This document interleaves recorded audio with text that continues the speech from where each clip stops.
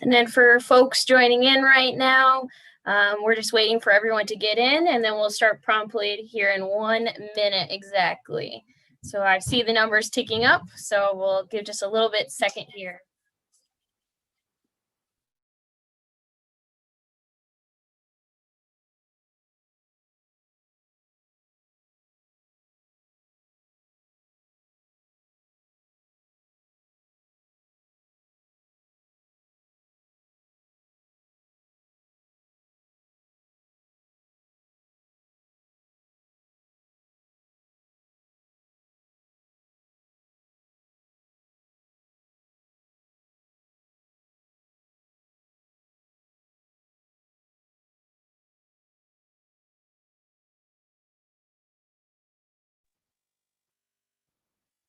All right, great. Thank you all for joining tonight. My name is Hannah Mortensen, and I am the Executive Director of Physicians for Social Responsibility Wisconsin and the Wisconsin Environmental Health Network. What is the Wisconsin Environmental Health Network? WEN, as we like to call it, is a group of phenomenal health advocates that are concerned about our environment and the connection to our public health. We stand for advocacy and education and bringing that health voice to so many environmental issues. And this annual conference is one of our ways to do this. We're approaching many years of doing this, and this is our first year doing it live on a virtual setting. So we're very thrilled to try this out and reach so many more people and have so many phenomenal speakers this year. So that is WEN and myself. And I just want to thank you for joining. And now we are going to go over to Marina, our event intern, who's just going to go over some housekeeping items for us tonight on Zoom to make sure this all goes smoothly. Hi, everybody. Just a few things for tonight. Throughout the webinar, we're going to have only panelists visible and speaking. Everyone else will be muted. Just to make sure we stay on schedule tonight. And we also invite your questions throughout the entire presentation, and we'll do our best to address them at the end of the presentation when we have time for questions. To ask a question, you can do it at any point. And if you're joining us via Zoom, there's a question and answer box at the bottom, as you can see with a green square around it. You can ask there. If you end up on YouTube, you can go to the comment section and submit a comment. And then also, if you're joining us by phone tonight, feel free to email us at wenmail, wehnmail@gmail.com. And if you can't have any other questions or have trouble with the Q&A, you can always email us your questions as well. If you want to change a view of the presentation, it depends on how you're joining us via Zoom. But you can look at the upper right corner and you might be able to change that there. At this time, I'm going to hand the floor over to Susan Davidson, who is going to introduce tonight's speaker.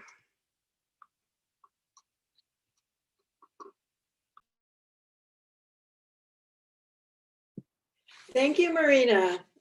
Greetings to everyone on this balmy evening.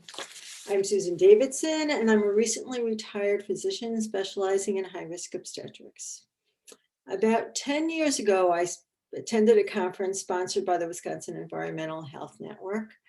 And being a fetal doctor, I was particularly struck by the vulnerability of fetuses to environmental toxins and felt that it was my duty to fight for an optimal environment in which the next generation can flourish.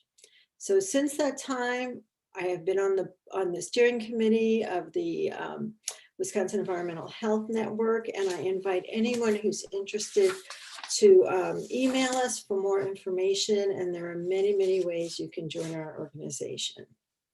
So tonight is my honor and privilege to introduce our first speaker in our conference series this year.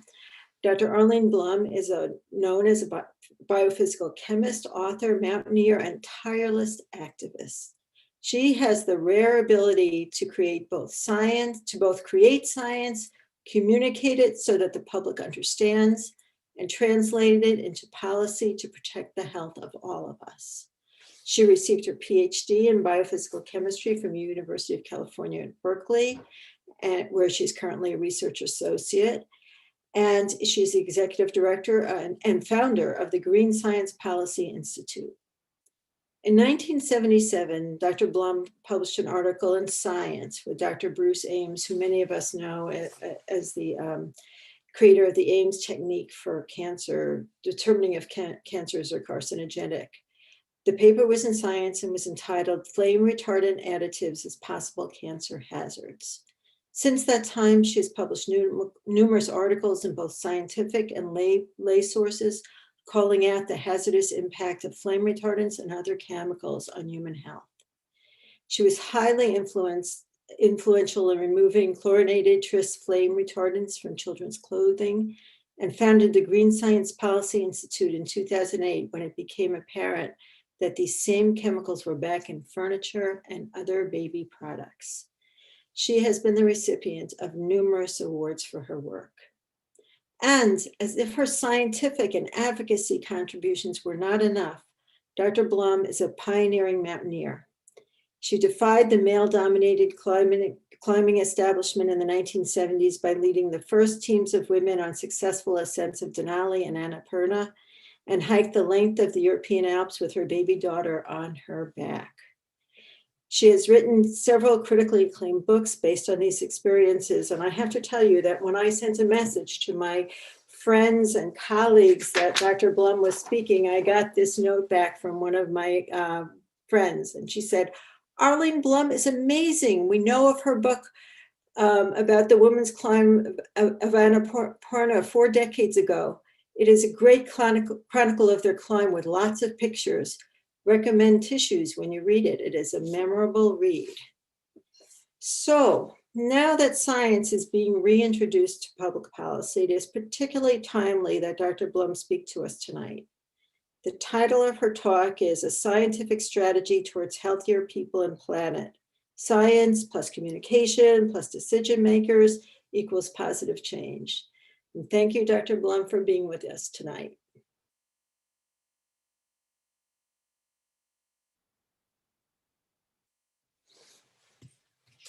Unmute and just say what a pleasure it is to hear about all the good work of the Wisconsin Environmental Health Network. And I'm really honored to join your expedition because we're all on an expedition together to a healthier world. And it's probably, I hear it's a bit like being on an expedition right now in Wisconsin. Is that right? Anyway, I really like cold weather, so it sounds good to me. Okay. There we go. All right, for healthier products and people, we have found that good science communicated can lead to change. And I'm going to start with a little bit of my own story, which began in my freshman chemistry lab at Reed College in Portland, Oregon, where my woman professor was 23, had a PhD in chemistry from MIT, and thought chemistry was the coolest subject on the planet. There were 4 girls in my freshman chemistry class, and we all got doctorates in chemistry, which says something about the importance of role models. My chemistry lab partner was a handsome young man who said, "You want to go climb Mount Hood one starry night?" And I said, sure. And I fell in love with him and with climbing and with chemistry, and kept doing climbing and chemistry until one day on an expedition in the Indian Himalayas, actually not so far from the source, tragic, a glacial dam broke and there was huge landslides in the Indian Himalayas, not very far from the Nanda Devi area where we were, climbing this beautiful 23,000 foot peak. But it turned out to be very, very dangerous. And one of our team, actually America's leading young rock climber in those days, Bruce Carson, fell to his death on this mountain. And he was an early environmentalist. Let me just ask, can people hear me okay? Is the audio good? I'm hearing silence, everyone's on mute. Okay, let me know if I need to be louder or anything, but I'll assume it's okay. Good, Arlene. Okay, great, thank you. Anyway, in his memory of my friend who died climbing in India, I wanted to do something for the environment. And Bruce Ames had been on my thesis committee when I got my doctorate at Berkeley. So I went to him and said, what can I do? And he said he was worried about flame retardants in kids' pajamas, that they were 10% of the weight of the pajamas, and they looked harmful, and they looked like they got in the children. So we found a little girl whose mom had bought all her pajamas in the UK, and which didn't have tris. And then we put her in tris pajamas. The first morning, there were tris breakdown products in the little girl's urine. And every day she wore the pajamas, the level went up, and she stopped wearing them and the level went down. So clearly the chemical was going from the pajamas into the child. So in America, chemicals that directly go into our mouths, like foods, drugs, pesticides, are tested. But most other chemicals like flame retardants in pajamas, nobody really pays much attention to. So then we ran an Ames test to see if this chemical would change the DNA in bacteria, which meant it would likely be cancer causing. And it was one of the strongest cancer causing chemicals we'd ever seen. We went, oh my goodness, we need to tell all the parents of America. But then I got invited to this mountain. This is Mount Everest. And in those days, it had only been climbed once by Americans. And no American woman had even had an opportunity to try to climb Everest. So I had a terrible dilemma. What would you do? Would you go try to climb Mount Everest? First American woman to try? Wow. Or would you stay and tell all the parents of America about the cancer-causing chemicals in their kids' pajamas? Well, I can't see people raise their hands now because of Zoom. I like to ask this question. But I will tell you that I did both. I went to Everest, and as I was climbing the big Khumbu icefall, carrying loads across big crevasses, up steep faces, I would carry my loads all day, and at night I'd get to my tent and I'd write my paper. And this is my high point on Everest. It was about 24,500 feet. And you can see I had a flag. The Petri dish on the left that didn't have much tris had not very many colonies, and the one on the right that's kind of blowing in the wind was the tris one. So at that point, I'd finished writing my paper. I sent it by mail runner from Everest to Kathmandu. It went to the US. And as we heard in the introduction, it was published in Science. We reached the summit. We were the second American Everest expedition, bicentennial, October 1976. And the subtitle of this paper says something about our institute. So for those of you who write or read scientific papers, what do they always end with? It's always the same thing. More study is needed, because that's a very safe thing. And here we've done a couple experiments, and we made the statement, the main flame retardant in children's pajamas is a mutagen and should not be used. And when scientists make strong statements, people listen. And 3 months after this paper came out, the Consumer Product Safety Commission banned children's garments treated with tris, which was a great thing. But this was brominated tris. And it turned out the replacement was chlorinated tris. Similar function, structure, and toxicity, unfortunately. So we ran more tests, and the chlorinated tris was removed from pajamas.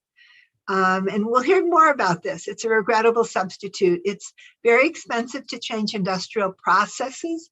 So if a chemical is phased out, there's a big tendency to replace it with a virtually identical chemical, which unfortunately will often have virtually identical harm. Anyway, I thought the tris pajama problem had been solved. At that point, all the world's mountains, highest mountains, there are 14 mountains that are above 8,000 meters, and they had all been climbed by men, but no women had climbed to 8,000 meters. And I thought it was time to give women a chance. So on our way back from Everest, I applied for a permit for Annapurna 1, which is was the first 8,000 meter peak ever climbed. We hoped it would be the easiest, but it turns out it's actually the hardest and the most dangerous. We didn't know that at the time. And we climbed in these beautiful places. Irene Beardsley on our team was the first woman and the first American to climb Annapurna, but it was a very difficult and dangerous adventure. So I wrote a couple books, Annapurna Woman's Place, which was mentioned in the introduction.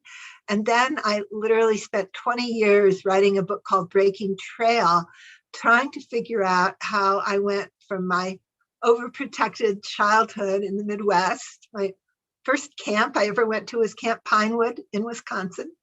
And I grew up in Chicago.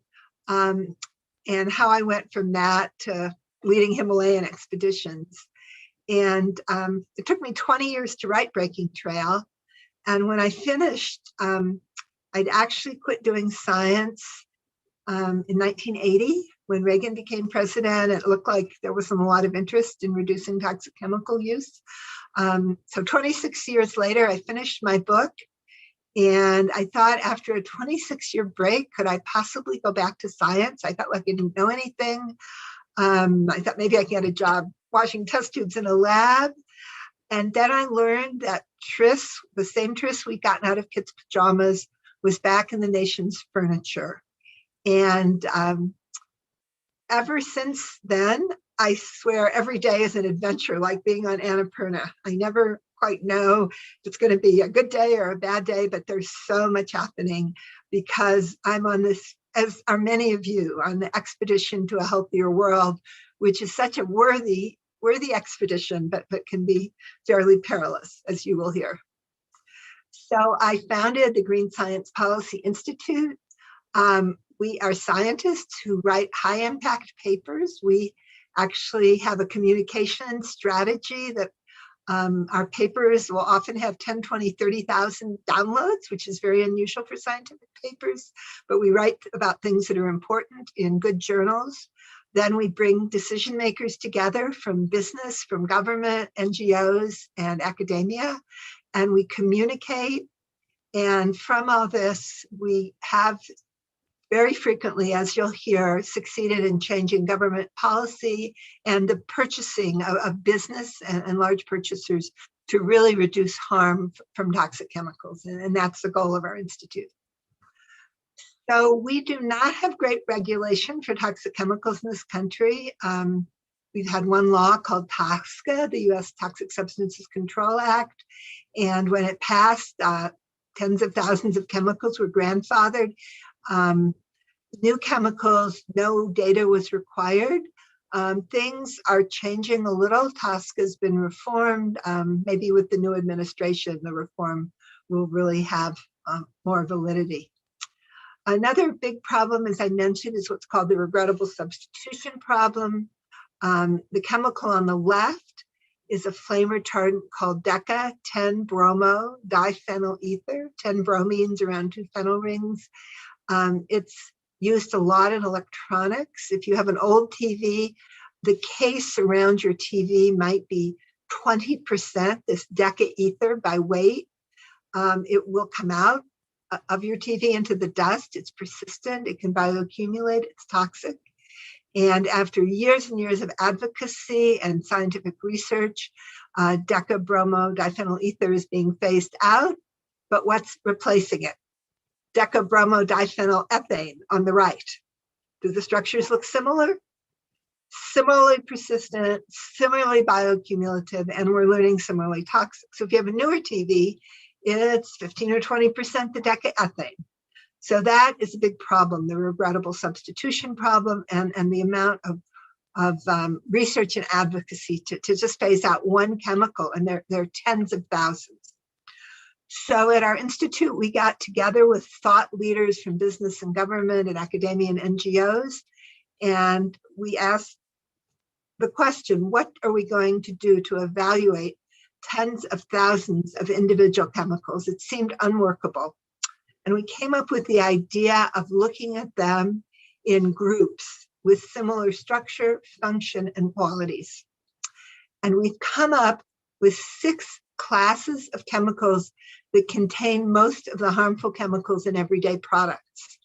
And I would encourage you to take half an hour, go to 6classes.org. Each of the 6 classes, we have a 4-minute video. There's a 4-minute introduction.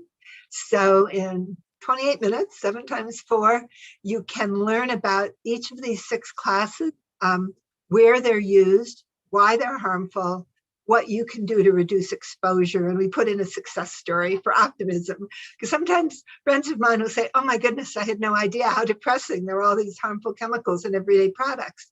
But I don't think it's depressing. I think it's empowering. If you know they're there and you get hints on how to avoid them, that's a really good thing. So please take half an hour, watch the videos, share them with your colleagues and friends. It's a good way to get people started understanding the problem and moving towards solutions. Now, these whole classes of chemicals, PFAS, stain repellents, antimicrobials, flame retardants, bisphenols and phthalates, solvents and metals, some of them are necessary. We can't say we won't use any of them, but if a chemical is in those classes, we ask, is this chemical really necessary? If we say to a mom, you can have a white stain repellent carpet, but there are chemicals that are going to make it stain repellent that are going to be in your children's bodies, and they're harmful and they're going to be on the planet forever, she might decide that a sort of black speckled carpet where she doesn't need the chemicals might be good enough, that it's not worth it. But if she really wants that white carpet, then say, is there a safer alternative? Turn to green chemistry for safer alternatives. So I'm going to discuss now my two favorite classes, and you can watch the videos and learn about all of them. So I'm going to start with PFAS, per and polyfluoroalkyl substances, and Linda Birnbaum's going to be talking more about those next in the series, but I'm going to be talking a bit more about the policy aspects. So that's a lot of alphabet soup, PFAS, and it turns out that the two kinds of PFAS, PFOA and PFOS, that have been used the longest are chemicals where you have 8 carbons, and at the end of the 8 carbons of the PFOA, there's a carboxylic acid, and at the end of the 8 carbons with PFOS, there's a sulfonic acid. And these molecules are very useful because the carbon-fluorine bond is among the strongest in the periodic table. The molecules, they have oil and water repellency. They're very useful industrial, but they never break down. That bond never breaks down in the environment. They're called forever chemicals. So the chemicals that were used to make your Teflon fry pan or your Gore-Tex jacket are going to be on the planet forever. And that's a serious question, to make forever chemicals where all the ones that have been studied are harmful. This was first noticed in Minnesota, 3M, that made PFOS. They wanted to do some tests, and they wanted to get some blood samples, blanks that didn't have any PFOS. And so they went to local blood banks, and they discovered that all the blood in all the blood banks had these chemicals. And so that was a scotchgard chemical. They phased it out, but that was C8, but they replaced it with the C4, which is turning out to be one of those regrettable substitutes that they're still making. And then DuPont started making with C8. So not that big a help. The Ohio River Valley, DuPont was manufacturing Teflon using PFOA, releasing vast quantities into the Ohio River, into the air. Tens of thousands of residents had contaminated drinking water. There was a lawsuit, and the funding from that lawsuit was used to pay for a health study of 40,000 residents. And in that study, they learned of the health effects from PFAS. I don't know how many of you have seen the film Dark Waters. It came out about a year ago. It's the story of Rob Bilott, this incredibly persistent attorney who discovered the PFOA contamination. And he's an awesome attorney right now. And we work with him. When we go to DC, Rob often comes with us. And he has a lawsuit now on behalf of everyone with PFAS in their body, which is everyone, against all the companies that make PFAS. Anyway, this movie stars Mark Ruffalo and Anne Hathaway and all these big movie stars. Highly recommended. So from Rob Bilott's lawsuit, they learned that exposure to PFAS is linked to cancer, high cholesterol, a range of health problems, and more have been discovered since, also that it is in all of us. So I first got interested in PFAS when I was trekking in the Himalayas. That's where interesting things happen. I just happened to be reading a great book called Stain Resistant, Non-Stick, Waterproof, and Lethal, The Hidden Dangers of C8. And I was trekking with a Swedish friend who was an analytic chemist who studied PFAS. And everything I read in the book, she said, yes, that's true. So this was in 2012. I came back and I said, well, let's start an international scientist call of scientists who study PFAS. And everybody we invited joined the call because all the scientists studying it knew how bad the chemicals were, and not there. When I Googled it, then there was no press coverage. Very little had happened. So we started monthly calls on the science and policy of PFAS, and we've been having them every month ever since. And a lot of good things have come out of these calls. The first thing was we made a consensus statement, the MADRID statement, and then we were calling them highly fluorinated chemicals rather than PFAS, calling on the international community to limit their production and use. And it was published in Environmental Health Perspectives.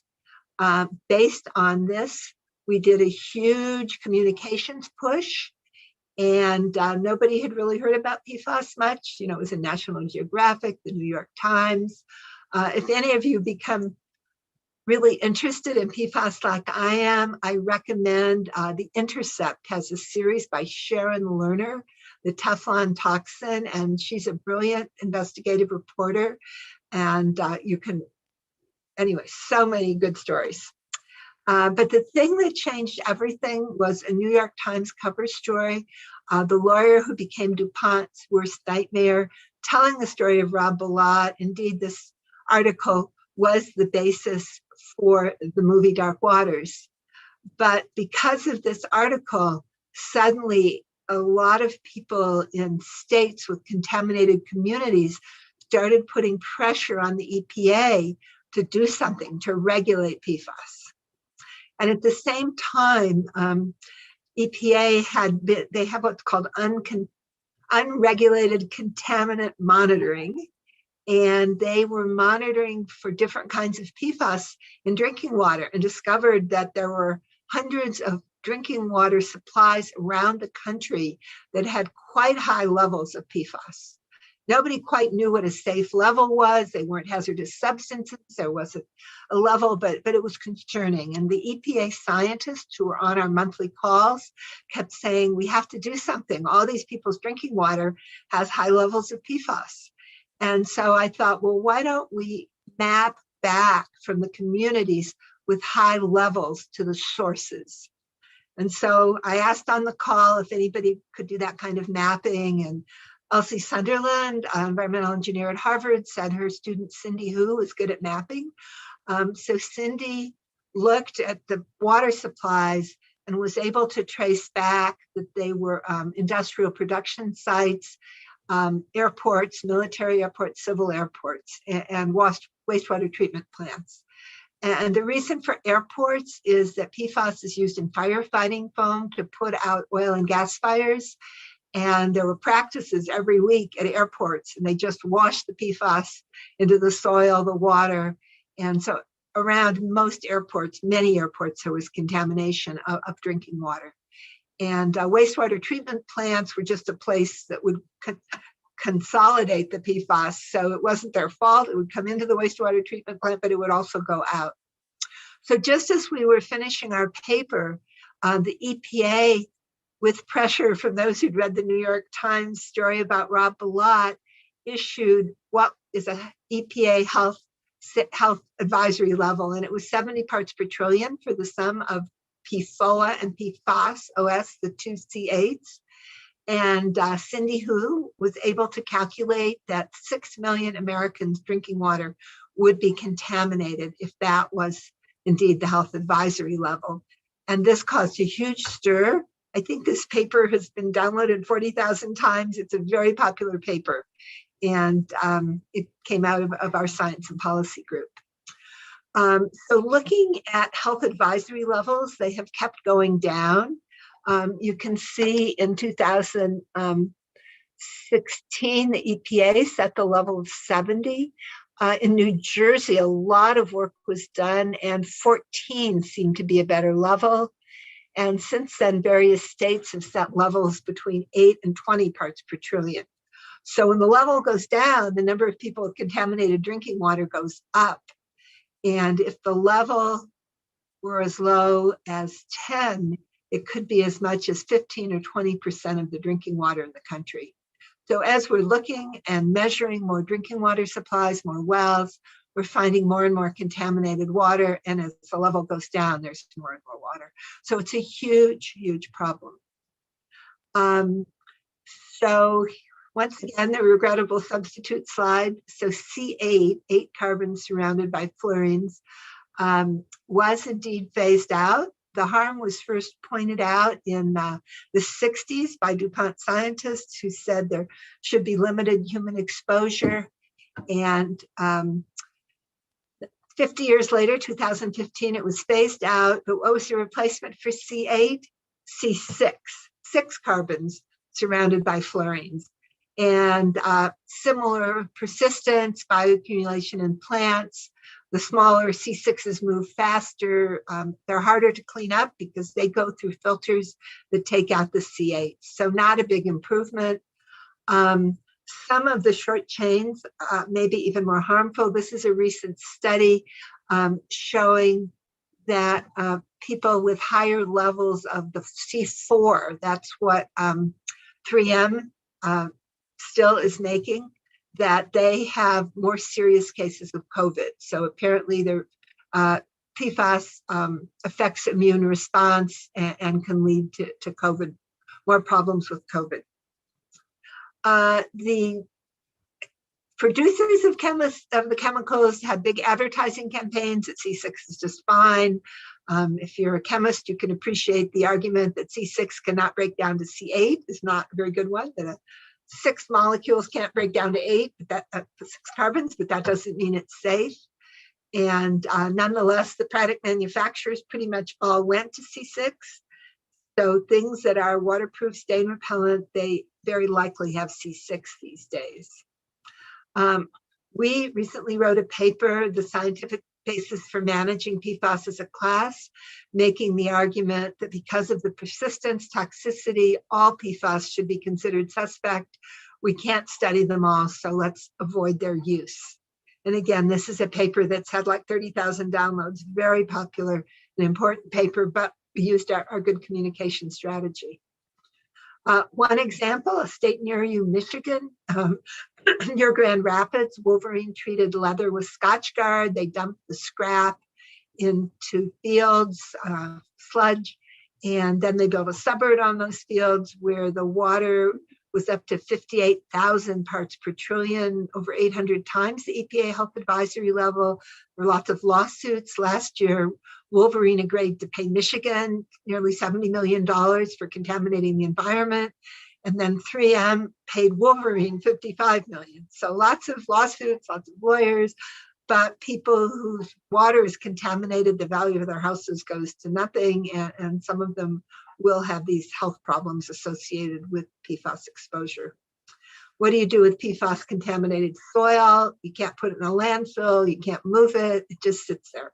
It's very expensive. And clean water treatment is really expensive. In the Cape Fear region of North Carolina, where there was a Chemours/DuPont plant that contaminated again the air and the water, to build activated carbon filtration, $46 million, nearly $3 million a year to operate. And that just takes out the long chain. If you want to get rid of them all, reverse osmosis, which is twice as expensive. And something very memorable for me, Detlef Knopp, one of our associates, a scientist there who first discovered the contamination in the Cape Fear, he said in those days when it rained in North Carolina and the rain went through the trees, the level of PFAS would go up because it had accumulated on the leaves and branches of the trees.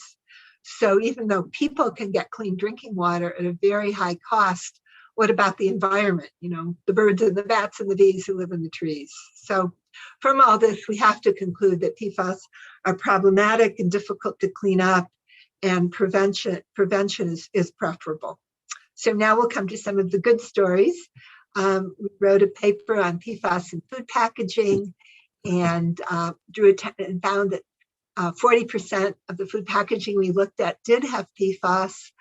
We communicated, people on the Hill wrote letters to the companies, and many of them are phasing out the use of PFAS. Various states made bans. In 2020, the US military said there would not be PFAS in the packaging of meals ready to eat. And in the country of Denmark, all PFAS was banned from paper and paper food packaging. Carpeting has been the largest source of exposure for children. We worked with the carpet industry and explained that going from C6 to C8 to C6 really didn't solve the problem. And remarkably, the major carpet companies agreed to phase all PFAS from carpets and rugs by last January, a year ago. And they did, because Home Depot and Lowe's said they were going to stop selling carpets and rugs with any PFAS. And that's because the major companies decided to phase it out, learning that C6 was harmful, that the whole class is harmful. And we've been in touch with them. They're very happy that they did decide to phase it out. My last good story is Keen shoes. If any of you wear Keen outdoor shoes, the company decided they wanted to phase out PFAS. They looked around and found there were PFAS in 101 places in their shoes. And then they looked more closely, and in 70 places, the PFAS weren't necessary, so they could remove those right away. And then it took years of work to find replacements for the other 31, but they did. And we think this is a great model for other industries and companies to stop unessential uses and then find replacements for the essential uses. All these companies have phased out of all PFAS. Some of them, like IKEA and Levi's, we worked with, and they phased them out because of science and values. Others were picketed by Greenpeace, but whatever it takes. The US National Defense Authorization Act has required the military to phase out the use of PFAS in firefighting foam, which is really, really a good thing. The Biden agenda prioritizes PFAS in environmental justice issue, and we're very hopeful that PFAS will be designated as a hazardous substance. What it's not. There'll be enforceable drinking water limits, more research, and they'll stop buying products with PFAS. Military and government purchasing can be very powerful. In Europe, with a proposal from the Scandinavian countries in Germany, they want to phase out all uses of PFAS in the next few years. So this is very inspiring. So looking at some of the uses of PFAS, they're out of carpets, they're on their way out of food packaging and furnishings, slowly out of outdoor gear, and moving out of firefighting foam. So this is all good, based on science and communication. So if you get interested in PFAS, we have a website called PFAS Central, where we post recent news, policy, science on PFAS, easy to understand. And we have a PFAS-free product page that lists products that don't contain PFAS. People who've lived in contaminated communities and been drinking PFAS-contaminated water asked us if we could give them lists of products that are free of PFAS. And so you can go to PFAS Free or PFAS Central and find those products. Okay, now I'm going to talk about flame retardants. And, and flame retardants are in products because of flammability standards. In the 70s, there were a lot of fires. So flame retardants started being used in kids' pajamas, furniture, building insulation, electronics cases. And we've learned in many cases they do not provide a benefit and indeed are quite harmful across our population.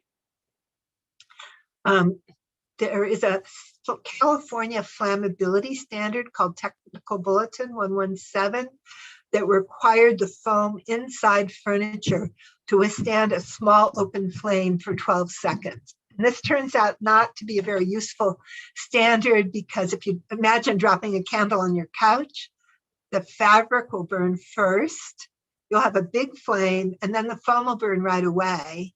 And foam with flame retardants makes a smokier, more toxic fire. So there's actually no fire safety benefit. But to meet this standard, basically all the furniture, not only in California, but all of the US and Canada, because it's kind of all one market for most companies, the foam was 5% by weight flame retardant, like the same tris that we used in kids' pajamas.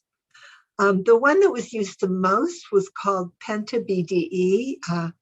It's a diphenyl, 2 phenyl rings, diphenyl ether with five bromines around it. And this was used to meet the California standard. Most of the use was in foam in the US and Canada.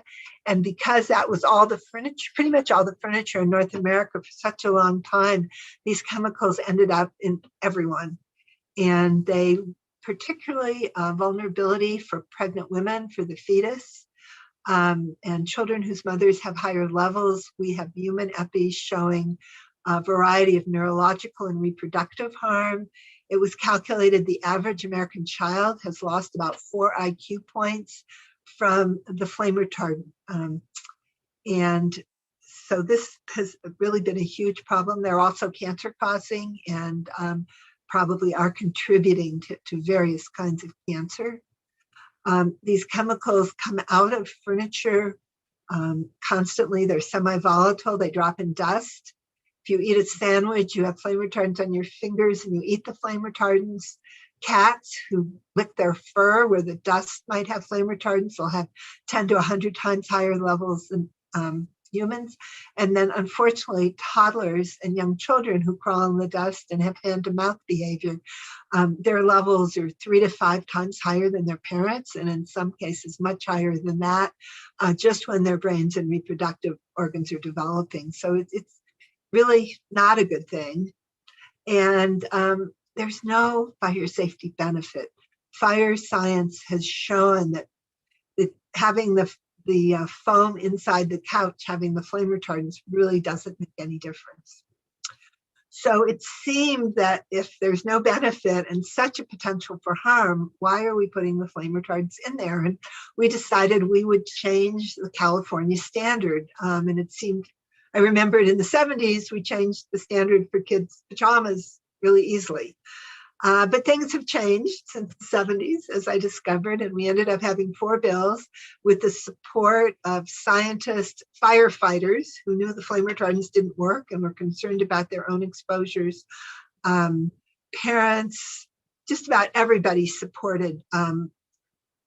You could move to a new standard where you stopped fires in the fabric, so you could greatly diminish harm from flame retardants and also increase fire safety. So it seemed like a win-win for everyone except Californians for fire safety.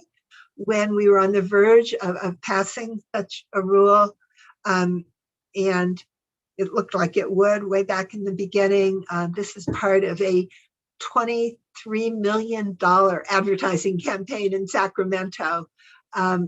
That, if there weren't flame retardants in furniture, there'd be, huge fire deaths. And it came from Californians for Fire Safety. And when you looked, they were the 3 companies who manufactured flame retardants. This was just when I started doing this. We were working on kind of no budget. Me and my cat, who I believe you met her a few minutes ago, she joined the screen. We were trying to tell people these flame retardants, they don't save lives and they're really harmful. And then we hit like this $23 million campaign. And so we had 4 bills. They were all defeated. We wrote a statement. Again, that's what we do, a scientific statement, the San Antonio statement documenting the harm, signed by several hundred scientists. But the thing that changed everything was a series in the Chicago Tribune, Playing with Fire. And I recommend, if you want to read about Scandal, check it out. It's pretty amazing. But the subtitle here says it all. A deceptive campaign by industry brought toxic flame retardants into our homes and into our bodies, and the chemicals don't even work as promised.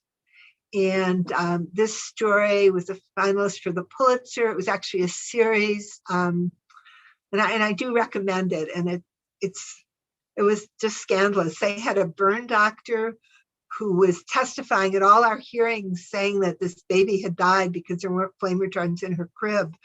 But they noticed, which I hadn't, that every time he testified, it was a different story, and there was no baby. He made it up. He was paid several $100,000. He eventually lost his license. I think he was head of the American Burn Association. Anyway, so this Playing with Fire, it's scandal, science, very interesting series, and it changed everything.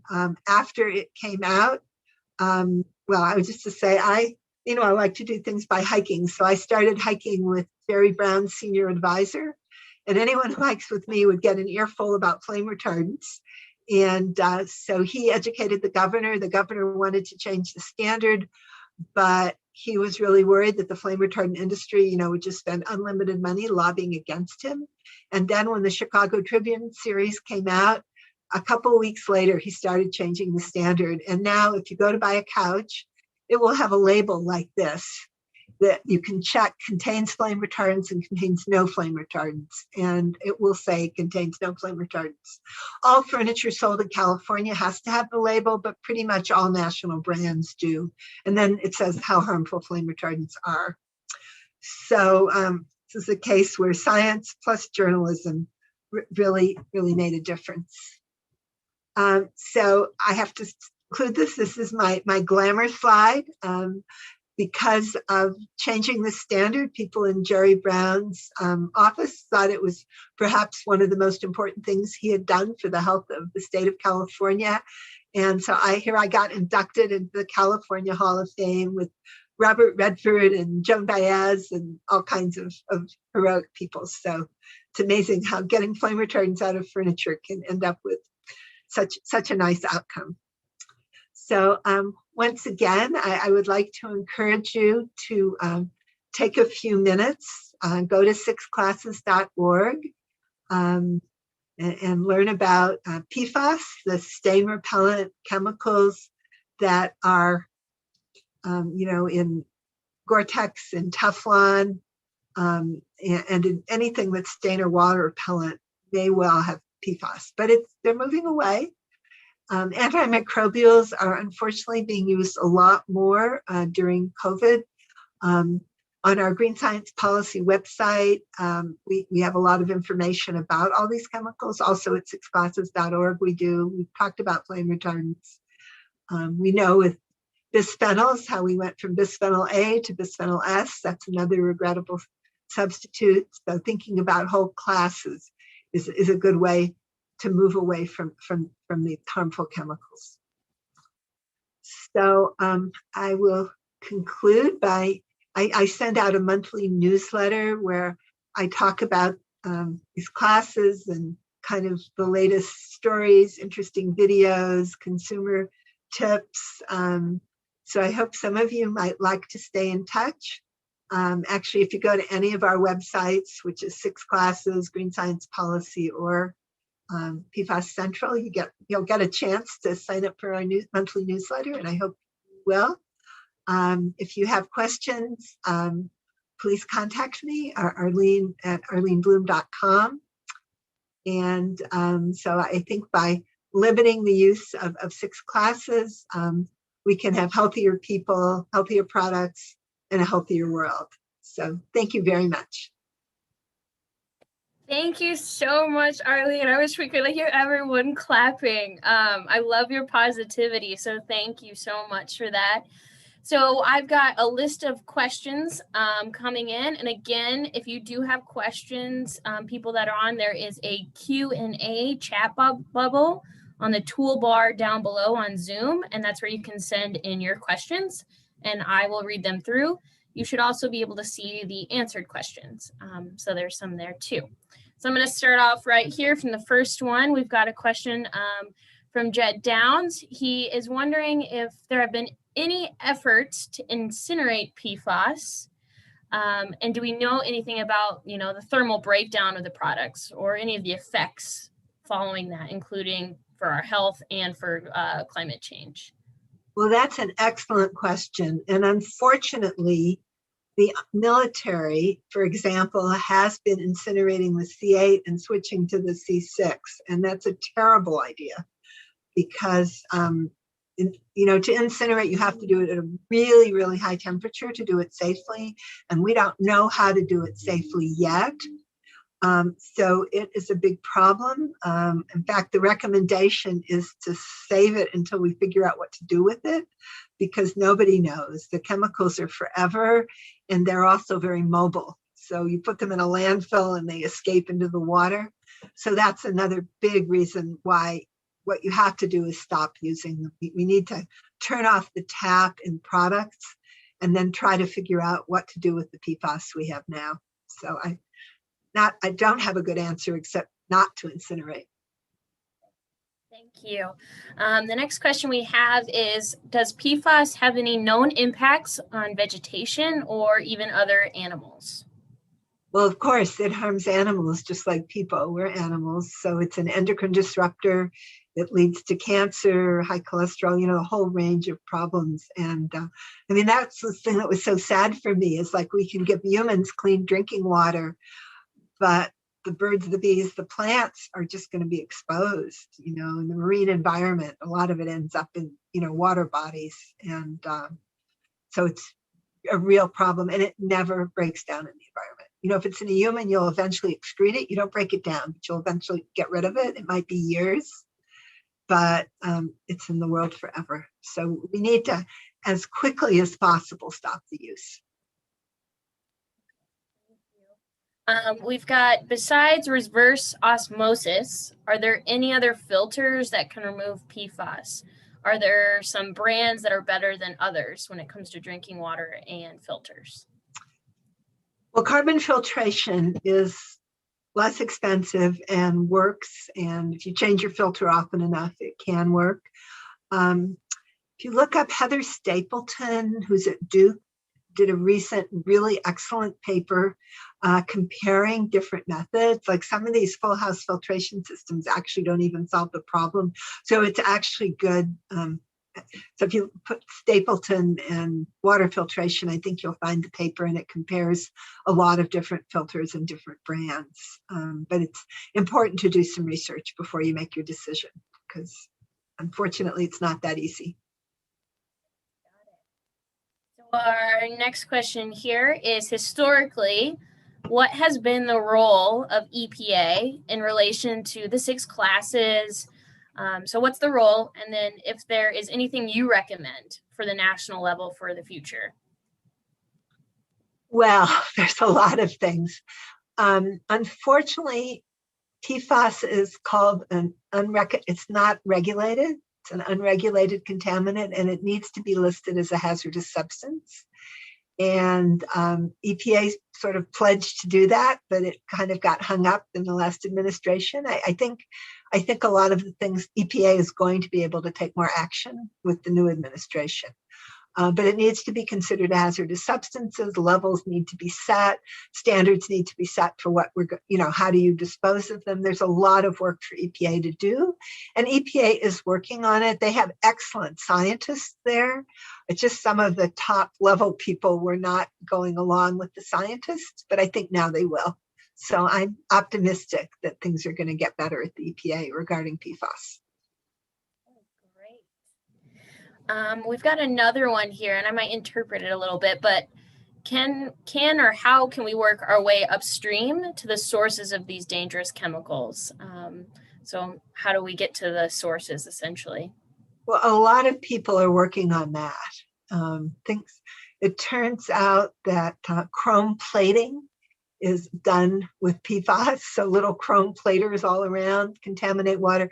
The water districts really want to find the sources, because it all ends up in water filtration plants, and then they're kind of stuck with water that's contaminated with PFAS. So there are a lot of people working on that. The state of California, I think Michigan has been really taking a lead. And trying to remember, I'm thinking that maybe Wisconsin has a new PFAS plan, if I'm not, is that right? I think so. Yeah. Action plan. Yeah, that's quite new, which is great. So different states a coordinated national plan is always good. And that's absolutely right. We need to work upstream to the sources, but as consumers, we can choose against products that are stain repellent, water repellent. And, if the consumer demand goes away, then people aren't going to be making those Gore-Tex rain jackets and Teflon frying pans. We've got a question here again about PFAS. What should be done with Teflon pans and the clothing containing PFAS, etc.? Should it be put into a special dump? Should it be protected from leaching into groundwater? Is there anything around that once the product is done? Well, it turns out those particular products, the thing that's most problematic is the manufacturing, because they're polymers. That means a great big molecule. So actually people say, should I throw away my Teflon fry pan or my rain jacket? And I say, it's probably not that dangerous, but don't buy another one. So the manufacturing, like it's the manufacturing of Teflon that contaminated the whole Ohio River Valley. But if your Teflon pan isn't really scratched and broken and you don't heat it too high, it's a polymer. It shouldn't be a health problem. I prefer to avoid it myself, but the polymers, these big molecules, aren't as problematic. So as I say, don't buy another one, because every time you buy one, then more have to be manufactured. Got it. Okay. Thank you for filling us in on that answer. We still got some time for some more, which I'm so excited because people keep sending in some great ones. So we've got another one here that says, we see PFAS has a similar story as the flame retardants with the regrettable substitutions and unfortunately big industry money. Do you have any personal advice on changing the regulations and what is happening? Well, many states, I think I going quickly through food packaging. You saw a number of states have regulations around different products. And there's actually, I think Debbie Dingell from Michigan has a bill on food packaging, a national bill. So, and things like military purchasing, government purchasing is a good one. Because if the government stops purchasing all these products with PFAS, the market goes way down. So purchasing is powerful. So consumer purchasing, government purchasing, to select away from PFAS. Got it. Thank you. We've got one. I read that PFAS is actually concentrated in breast milk. Is that your understanding, or do you know? It can stay in breast milk, but I don't know that it's concentrated. But yeah, it's obviously better for women who are pregnant or nursing, to have as little PFAS, flame retardants, all the toxins in their bodies as possible. This one's kind of just about your chemist background, actually. So someone's wondering if there are any ethical guidelines or standards that chemists follow, or if there's any rules and that kind of thing for scientists, I guess, for chemists specifically. I've always thought chemists need to study toxicology, because it's like the chemists say, we make the chemicals, we don't have knowledge of toxicology or health. Someone else is in charge, but nobody really is.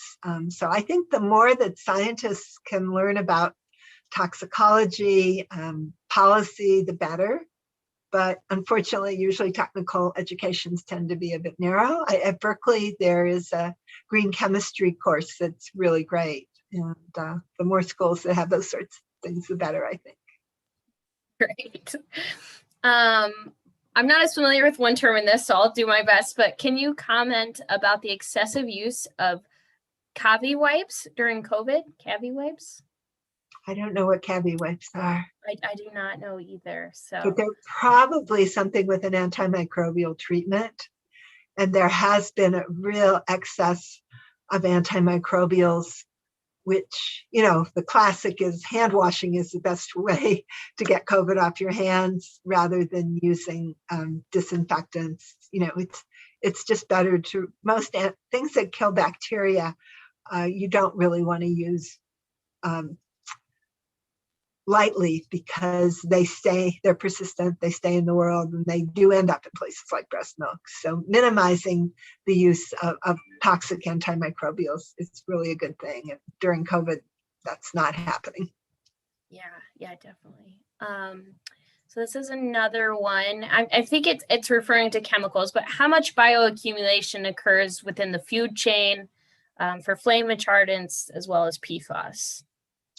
Well, they go up the food chain. So top of the food chain creatures like marine mammals, it's really sad that like dolphins, marine mammals, because they end up in the sediment and then the little fish eat that and the big fish, it keeps going till when you reach marine mammals, they have very high levels of these things. And it's really, really sad.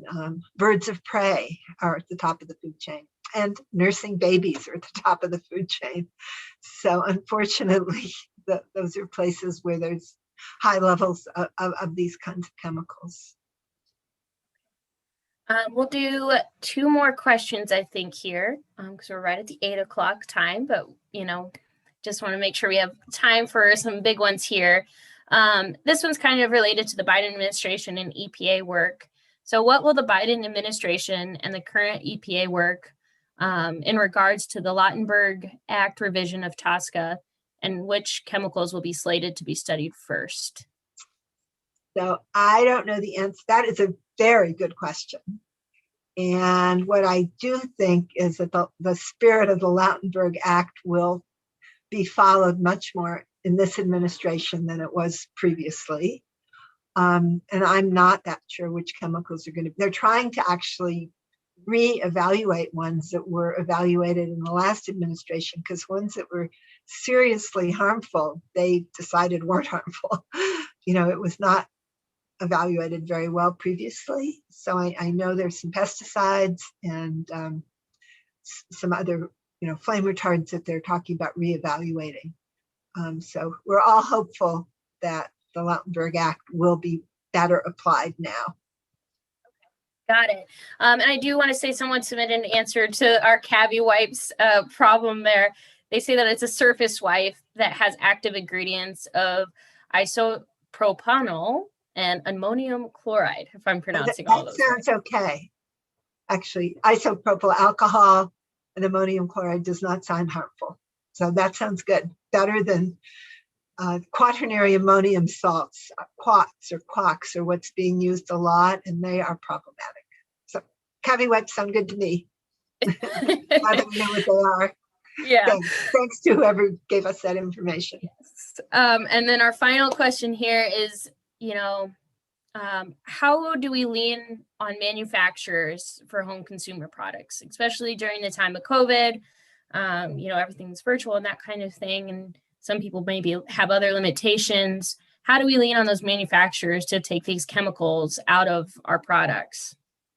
Well, I think in our purchasing, like we do have our PFAS-free page, and those are manufacturers who have said, we don't verify, but they have to say on their website that this product or this line of products is PFAS-free. So by saying we're going to buy PFAS-free products, that does help move the market. And then, as I said, getting government purchasing, which is huge to be PFAS-free, like state purchasing, military purchasing, all those big purchasing.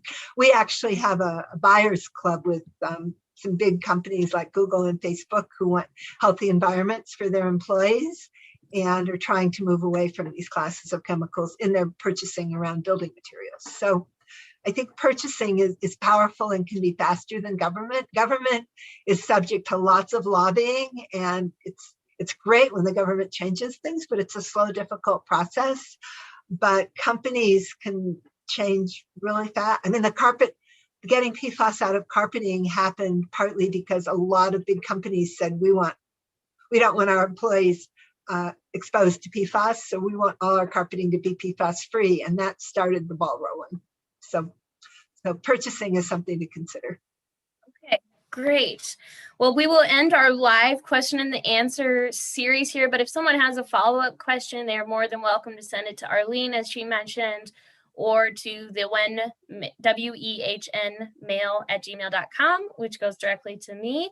And I can always forward it on to Arlene if that's easier. So if you do have some other questions that come to you tonight or tomorrow morning with your coffee, please free to send them our way. I just want to thank you, Arlene, so much for spending your time with us today. We know you're a busy woman between all of these activities and studying and all your communication you do. And we know that this is one part of addressing the problem. So we want to thank you for your time tonight so much. And I want to invite everyone that's on tonight to join us for our 3 next lectures, which are going to be Linda Birnbaum on February 25th. She will be talking about PFAS and more from the health perspective and more detailed when it comes to health. And she is, there won't be as much overlap as Arlene had said, because she's going to be really focusing on the health part and her experience. And then we've got Dr. Christine Till on March 11th talking about fluoride in the developing brain. She was on a recent study regarding fluoride in our water. So that's March 11th. She'll just be talking about her study itself. She won't be talking about regulation. And then we've got Leo Trisande on March 25th talking about endocrine disrupting chemicals, new things that have come to light, and some policy implications and economic implications. So that is March 25th. So every lecture is 2 weeks apart on the 11th and the 25th, and you'll use the same Zoom link that you used to come to this meeting tonight. So that is the end of our presentation. And again, Arlene, thank you so much.